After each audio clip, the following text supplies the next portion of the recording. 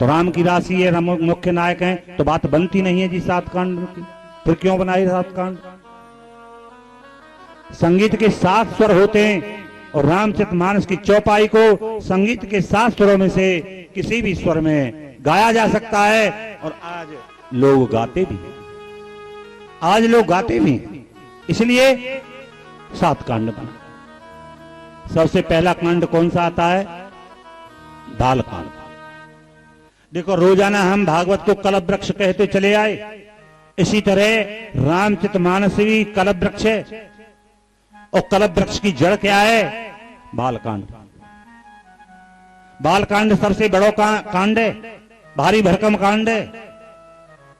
लगभग 365 दोहे बालकांड में होते हैं और बाल अवस्था को कांड है। और ये रीति रिवाजों का कांड है, संस्कारों का कांड है। और जिस वृक्ष की जड़ गहराई तक होंगी वो वृक्ष है बहुत समय तक ठहरने वाला होगा, है ना। बाल अवस्था को कांड, जिस बालक में बचपन से ही, गर्भ से ही महाराज दिव्य संस्कार भरे होंगे, उस बालक का जीवन मेधावी होगा और बहुत समय तक याद रखने वाला होगा। बाल कांड इस कल्प वृक्ष की जड़ है। और दूसरा कांड कौन सा आता है? अयोध्या कांड। अयोध्या कांड इस कल्प वृक्ष को तना है, पीड़ है। और जिस वृक्ष का तना मजबूत होगा वो आंधी तूफान के थपेड़ों को झेल सकता है, हा? अगर कमजोर तना हुआ तो टूट जाएगा, बिखर जाएगा वृक्ष। अयोध्या कांड में, अयोध्या कांड ये व्यथा को कांड है। और इससे पहला कांड प्रथा को कांड था, प्रथा माने रीति रिवाज। और ये अयोध्या कांड व्यथा को कांड है, ये हम व्यथाएं भरी पड़ी हैं। और अयोध्या कांड आप पढ़ेंगे तो आपका आंसू बंद नहीं होगा। कल्प वृक्ष को तना, कितना भयंकर आंधी तूफान आया अयोध्या कांड में। वरदान मांगती है कैकेयी और दशरथ जी राम की भीख मांग रहे कि मेरे राम की भीख डाल दे पल्ले में, कैकेयी तू राम को वनवास मत करे। महाराज, आपने ये समझ लिया होगा कि कैकेयी कोई चना चवेना मांगेगी? हाँ, ये पत्थर की लकीर है, धोने से नहीं मिटेगी। महाराज, आप तो स्त्रियों की तरह रोने लग गए। हाँ, जब तो बड़े उदार हृदय से कहा था मांग रानी मांग रानी, और अब रोने लगे आप। मेरे वरदान में कोई परिवर्तन नहीं होगा।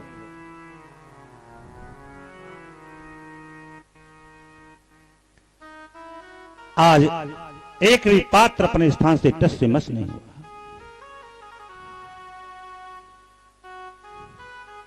दशरथ से यानी कि भरत से कहा जाता है कि तुम राज्य को स्वीकार करो, तो भरत जी कह देते हैं कि बिन देखे रघुनाथ पद जिय की जल न जाए। हाँ? कितना आग्रह किया, कितने सबने कहा सुनी की, लेकिन भरत ने राज्य स्वीकार नहीं किया। हर पात्र अपने स्थान पर अड़ग रहा। कितना भयंकर आंधी तूफान आया था। तो जिस वृक्ष का तना मजबूत होगा वो आंधी तूफान के थपेड़ों को झेल सकता है। कल्प वृक्ष को ये तना है। और उसके बाद में कौन सा कांड आता है? अरण्य कांड। अरण्य कांड है इस कल्प वृक्ष की शाखा है। ये पंथा कांड है। पंथ मीन्स रास्ता। रास्ता 3 आए, कौन से? कर्म, उपासना और ज्ञान। चाहो जिस तरह मार्ग को पकड़ लीजिए, लक्ष्य की प्राप्ति हो जाएगी। और चौथा कांड कौन सा आता है? किष्किंधा कांड। किष्किंधा कांड है ये अरण्य कांड, पंथा कांड है। और किष्किंधा कांड ये व्यवस्था को कांड है, योजना को कांड है। किष्किंधा कांड में योजना बनाई गई है जी, हैं? राम सुग्रीव की मित्रता की योजना बनी, बाली वध की योजना बनी, सीता की खोज की योजना बनी, और ये कल्प वृक्ष के सुंदर कोमल नए नए पत्ते हैं। क्या? किष्किंधा कांड। और ये महाराज व्यवस्था को कांड है, व्यवस्थाएं बनाई गई हैं। पांचवा कांड कौन सा आता है? सुंदर कांड। सुंदर कांड गोस्वामी तुलसीदास जी ने क्यों रखा है इसका नाम सुंदर कांड? सीता जी जिस समय जनकपुर के महलों में रहती हैं, उस महल के लिए क्या क्या बोला जाता है? सुंदर सदन रहे सब काला। जिस महल में सीता जी रहती है उस महल के लिए क्या बोला जाता है? सुंदर सदन। है? आज सीता जी कहां विराजमान है? लंका की भूमि पर। गोस्वामी तुलसीदास जी ने पूरे कांड का नाम ही सुंदर कांड कर दिया। क्यों? कि जहां पर भक्ति विराजमान, जन हो, सदन हो, भवन हो, वन हो, जहां पर भक्ति विराजमान है, जीवन का हर सोपान सुंदर ही सुंदर हो। और ये अवस्था को कांड है। कल्प वृक्ष का सुंदर खिलता हुआ महकता हुआ पुष्प है। कौन? अयोध्या कांड। है? अवस्था को कांड है। कैसी अवस्था जानकी जी की है जी? रावण त्रास दिखाने के लिए आता है, अनेक मंदोदर का आदि रानियों को साथ लेकर, और कहता है सीते तू एक बार मेरी ओर देख ले, जीवन की सब इच्छाएं पूर्ण हो जाएंगी। नहीं देखती है।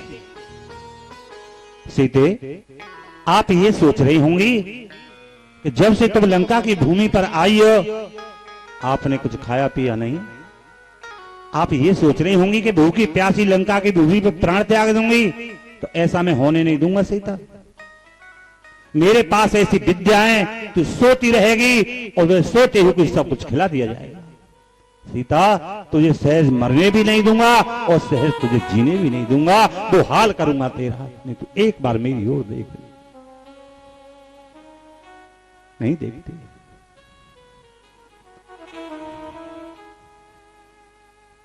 और खड़ग लेकर के धमकाता है, या तो मेरी बात मान, नहीं तो तलवार से तेरी गर्दन काट दी जाए। और सीता जी क्या कहते हैं? और ऐसे ना हूं नारे निवल की, रावण मत धमकावे मोय।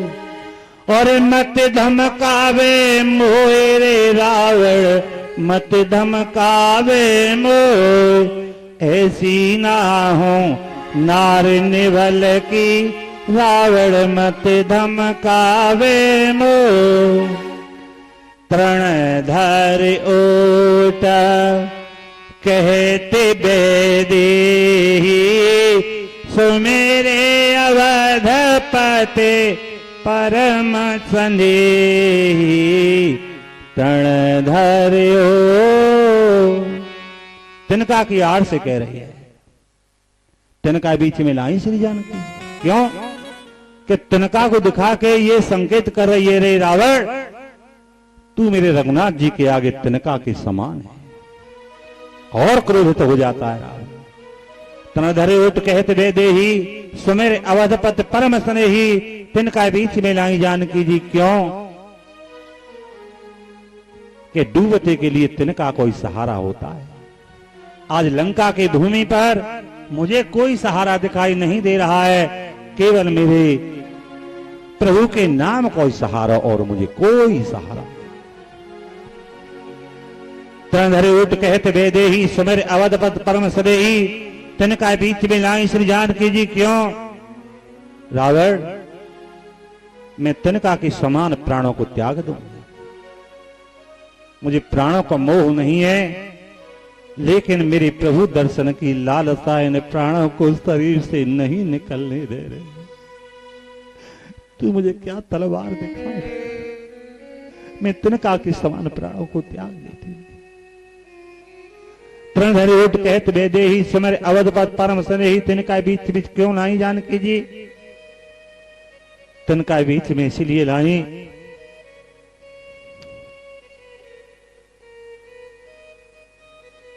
राम जी को ब्याह है कि आयो और अयोध्या में सीता आई। महाराज जनक जी के यहां बड़ी सत्संग हो गए तो बड़े संस्कार पाए सीता ने। सुबह को जागते ही अपनी तीनों सासुओं के चरण छीवे को जाया करे सीता। अब छीवे बहू सास के चरण सुबह सुबह।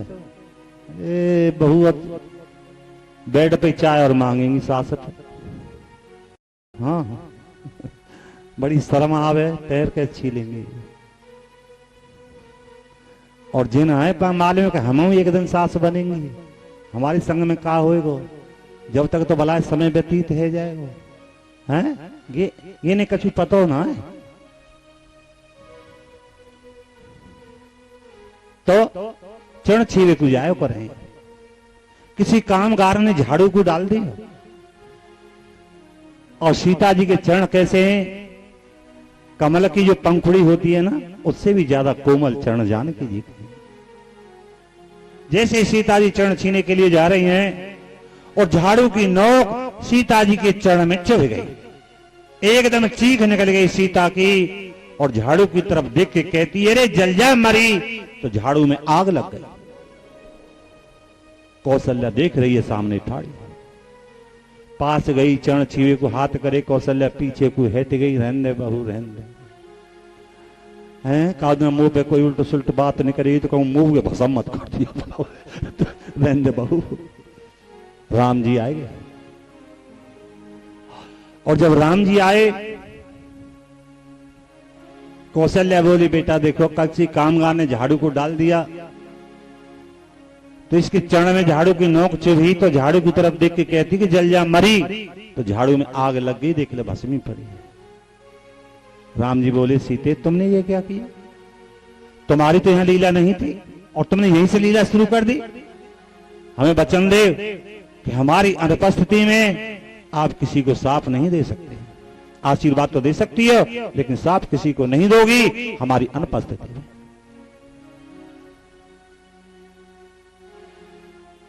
मां सीता ने लंका में किसी को साफ नहीं दिया। कितनों सतायो, डरायो, धमकायो, पर मां ने किसी को साफ नहीं दिया। बेटा भलो है चाहे बुरो है, पर मां की तो संतान है। मां कैसे किसी को बुरा कह दे? आशीर्वाद खूब दिए लंका में। हनुमान जी पे आशीर्वादों की वर्षा की। अजर हमारे गुण नृत्य तो हो करें रघुनायक छो, बस आप किसी को नहीं दिया। मास दिवस महू कहा न माना, तब में मारे कठिन कृपाणा।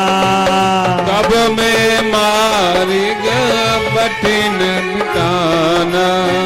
मास दिवस महू कहा न माना, तब में मारे कठिन कृपाना। तब में मारी कठिन कृपाना। तब में मारे कठिन कृपाना। तब में मारी कठिन कृपाना। सीते, 1 महीने के अंदर तूने मेरा कहा नहीं माना तो ये कठिन तलवार होगी और तेरी गर्दन होगी। तनखा की आड़ से कह रही है सीता, तन धरे उठ कहत बेदेही समर अवधपद परम स्नेही। रे दुष्ट, आज मैं अगर दृष्टि मार देती तो तेरी सब लीला समाप्त हो गई होती, पर ये कार्य मेरे हाथ से क्यों करवावे? अगर इस कार्य को मेरे रघुनाथ जी करेंगे तो ये युग युग तक उनका यश गाया जाएगा। और रावण तो पहले भी मेरे पास आया था जब मैं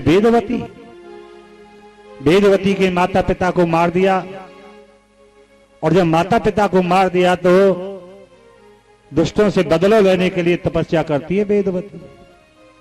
बहुत सुंदर स्वरूप रावण घूमता हुआ गया और उसी समय पकड़ना चाहता है तो उसके केस हाथ में आए, केस पकड़ के खींचना चाहता है तो वेदवती ने नजर घुमाई, ओ रावण।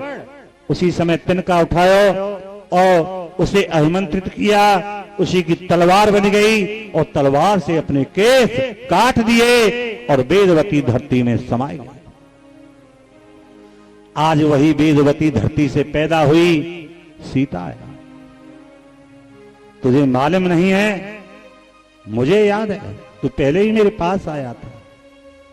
और रावण, मैं धरती से पैदा हूं। धरती से वृक्ष, लता, खरपतवार, तृण, घास सब धरती से पैदा हैं। ये सब मेरे बहन भाई हैं। अगर मैंने इनको आज आमंत्रित कर दिया तो सब के सब हथियार बन के खड़े हो जाएंगे। तेरा और तेरे निशाचरों का बचना दुश्वार हो जाएगा। दुष्ट, ये कार्य तो मेरे हाथ से क्यों कराता है? अगर मेरे रघुनाथ जी करेंगे तो युग युग तक उनका यश गाया जाएगा। मास दिवस में कहा न माना, तो मैं मारे करण कृपा। रावण, या तो तेरी कठिन तलवार मेरे गले में पड़ेगी या रघुनाथ जी की भुजाएं मेरे गले में पड़ेंगी, और कोई विकल्प नहीं है। रावण तो चला जाता है और उसी समय सीता जी बड़ी दुखी है। 4-4 घंटे की समाधि लग जाती है सीता। अपने चरणों की रेखाओं को देखती रहती है। जो चिन्ह राम जी के चरणों में, वही चिन्ह सीता जी के चरणों में। 4-4 घंटे की समाधि लग जाती है। समाधि टूटती है, विचार करती है कि राम का चिंतन करते करते मैं कहीं राम रूप न हो जाऊं। जैसा चिंतन हो ऐसे स्वरूप बन जाता है जी। रामकृष्ण परमहंस हनुमान जी का चिंतन इतना करते थे कि 6 इंच की पूंछ हो गई थी। हाँ, तो महाराज सोचती है कि राम का चिंतन करते कहीं मैं राम रूप न हो जाऊं। नहीं नहीं, मैं ये स्वीकार नहीं करूंगी। मैं राम रूप नहीं बनना चाहती। मैं तो राम के विरह में रोती रहूंगी, तड़पती रहूंगी। क्यों? कि जिसे ब्रह्म का रसास्वादन करना है उसे थोड़ा द्वैत में रहना पड़ता है। उसे द्वैत में रहना पड़ता है, तब उसका रस प्राप्त होता है। ऐसी अवस्था है जानकी जी की। हाँ, ऐसी अवस्था है जानकी जी। तो सुंदर कांड कलप वृक्ष का पुष्प और अवस्था को कांड। अब आता है जी 6वां कांड। कौन सा होता है? लंका कांड। लंका में बेकार के तत्व बहुत है ना। रावण, कुंभकर्ण, मेघनाथ, मालवंत, यानी कितने निशाचर हैं जी। और जब तक इन निशाचरों को मार के भगाया नहीं जाएगा, इस शरीर रूपी लंका में भाव रूपी विभीषण राज्य नहीं कर पाएगा। हमारे भाव इसलिए तो पैदा नहीं होता है क्योंकि निशाचरों ने अड्डा जमा रखा है ना। काम, क्रोध, लोभ, मोह, मत्सर, अविद्या, ये निशाचरों ने महाराज अड्डा जमा रखा। जब तक इन निशाचरों को मार के भगाया नहीं जाएगा, तब तक इस शरीर में भाव रूपी विभीषण प्राप्त नहीं होगा। और भाव नहीं तो कुछ भी प्राप्त नहीं होगा। अरे बिना भाव के आप बाजार से एक सुई नहीं ला सकते हैं? और बिना भाव के इस परमात्मा को चाहते हो प्राप्त करना, तो हो जाएगा ऐसा? कभी नहीं। और लंका कांड ये कलप वृक्ष को फल है। फूल के बाद में फल ही तो आवे। पुष्प बताया हमने सुंदरकांड, और लंका कांड, लंका कांड इस कलप वृक्ष को फल है। अब अंतिम कांड कौन सा आता है? उत्तरकांड। उत्तरकांड 6 कांडों में जो भी आपको शंका होगी वो उत्तरकांड में समाधान हो जाएगी। जड़ चेतन ग्रंथ पर गए। जड़ चेतन की जो ग्रंथि है, गांठ है, वैसे भी मृषाएं झूठी है, पर प्रयास खोलने का करते हैं तो ग्रंथि और उलझ जाती है, उलझ जाती है, क्योंकि रेशम की गांठ लगी हुई है। उत्तरकांड इस कलप वृक्ष को क्या है जी? फल के बाद में क्या आवे जी?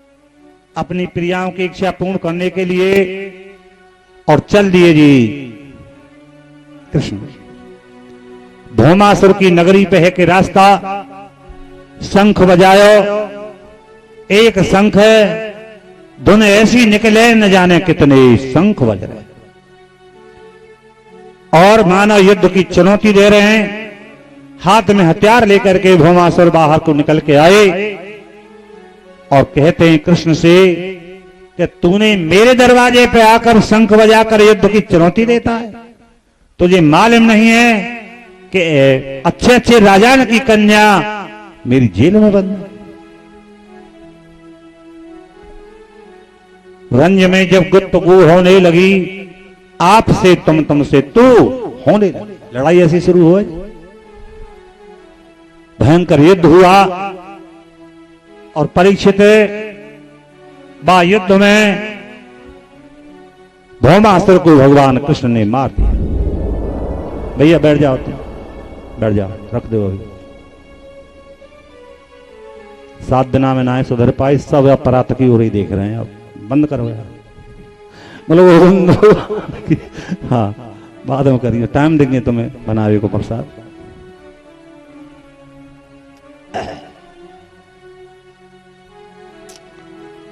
आज महाराज जेल को ताड़ा तोड़वायो, सब जेलियों को जेल से बाहर जाओ, तुम्हारी सब केस बरी। 16,000 कन्या जेल से बाहर निकाली कि जाओ जहां तुम्हारे पिता भैया मैया हैं, आप वहां चली जाओ।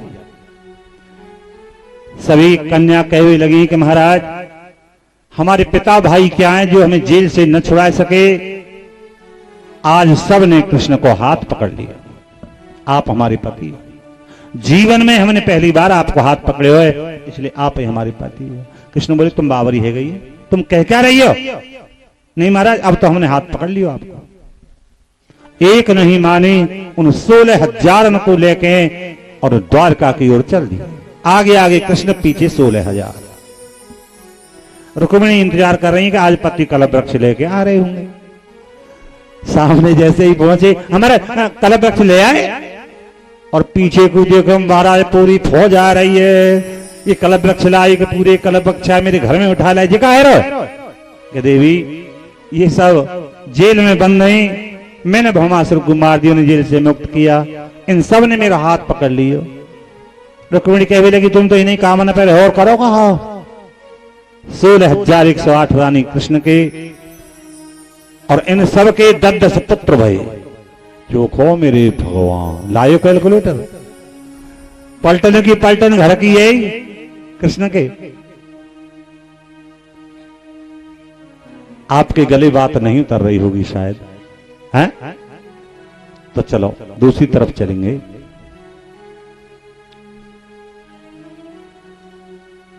कृष्ण को एक नाम आया अच्युतानंद। अच्युतानंद को मतलब डोंट टच, छूते किसी को नहीं। पलटन की पलटन घर की, इसको मतलब देखो हमारे सनातन वेदों में 1 लाख मंत्र आए। सनातन वेदों में 1 लाख मंत्र हैं, जिनमें से 40,000 मंत्र हैं ब्रह्मचारियों के अध्ययन काल के, तपस्या के समय के, और 40,000 मंत्र हैं जी ब्रह्मचारियों के, और 40,000 मंत्र हैं जी वानप्रस्थियों के तपस्या के। कितने है गए? 40 और 40 80, और 4,000 मंत्र हैं ज्ञानियों के, ज्ञान कांड के, साधु सन्यासियों के। कितने है गए? 84,000। अब 1 लाख पूरे करवे को कितनी कसर रह गई है? 16,000। इस 16,000 मंत्र हैं सब गृहस्थियों के कर्म कांड के। क्यों? भौमासुर ने घोषणा की हुई थी मेरे राज्य में कोई हवन यज्ञ जप तप साधु ब्राह्मण भोजन कोई कुछ नहीं कराएगा, सब बंद। तो समझो इन 16,000 मंत्रों की जेल है रही है। आज मार दिया भौमासुर भैया, सब कर्म कांड करो, क्योंकि बिना कर्म कांड के अंतःकरण की शुद्धि नहीं हो। महाराज आपने 10 पुत्र और बताए, हाँ 10 पुत्र बताए, एक एक मंत्र के 10 अर्थ किए टीकाकारों ने, वही पुत्र के रूप में मानेगा। 100 क्या हमारे उपनिषद है, और 8 क्या है हमारे अंतरंग साधन। एक एक साधन के 10 साधन हो जाते हैं पुत्र के रूप में माने। तो बताओ कृष्ण की और कोई रानी रह गई है? अकेले कृष्ण रह गए। एक ब्रह्म द्वितीय नास्ति, वेद की श्रुति को प्रमाणित कर दिया कृष्ण ने।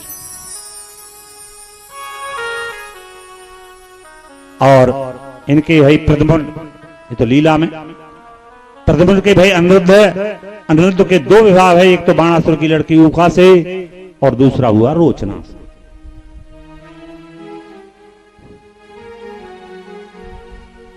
एक बार एक वृक्ष है जी छौकर को, समी वृक्ष, और वह छौकर के वृक्ष पर है करे क्या? गिरगिट, जानो? लाल मोहरो लंबी पहुंच करके था। और वहां कृष्ण के नाती पोते खेल रहे, वह देखते ही चले आए। अब छोटे से बालक बाबा की उंगली पकड़ ले और लेके चले, तो बाबा संग संग चले भी लग जाए। बालक कितने ले जा रहा हो? कृष्ण की उंगली पकड़ के लेके गए, इशारों कियो, कृष्ण ने वहां से हाथ लगायो तो वो तो राजा बन गो। कौन? नृगो नाम नरेंद्रो हम अवेक्षा कुतने प्रभु दाने स्वाख्या माने सो यद ते कर्मण इस प्रसम। महाराज मेरा नाम नृग है। तो भाई तुम इस गिरगिट की होने को कैसे प्राप्त भाई? कि मैं 1 लाख गाय दान करे रोजाना। एक दिन हुआ क्या कि दान की हुई गाय लौट के मेरे खिलक में आ गई। मैंने दूसरे दिन वो गाय दूसरे ब्राह्मण को दान में दे दी। दोनों ब्राह्मण आए और बोले गाय मेरी है। दूसरों के मुंह तो आज ही संकल्प करिए गाय मेरी है। राजा नृग बोले रे ब्राह्मण देवो, तुम एक गाय के बदले में 2-2 गाय ले जाओ, पर आपस में झगड़ो मत करो। ब्राह्मण बोलते 2 और 4 गाय को हम करेंगे क्या? हम लेंगे तो अपनी जय गाय लेंगे। दूसरे ब्राह्मण कहे हम लेंगे तो अपनी जय गाय लेंगे। राजा नृग कोई निर्णय कर न सके। दोनों ब्राह्मण लड़ते हुए चले गए और कह गए कि तू क्या गर्दन हिला हिला के देखे राजा नृग, तो जा तू गिरगिट की योनि को प्राप्त कर। 1 लाख गाय दान करे वाले राजा को गिरगिट की योनि प्राप्त कर। क्यों जी? यह में गलती राजा की है या ब्राह्मणों की? राजा कहता भाई 2-2 गाय ले जाओ, तो यह में गलती राजा की है कि ब्राह्मणों की है?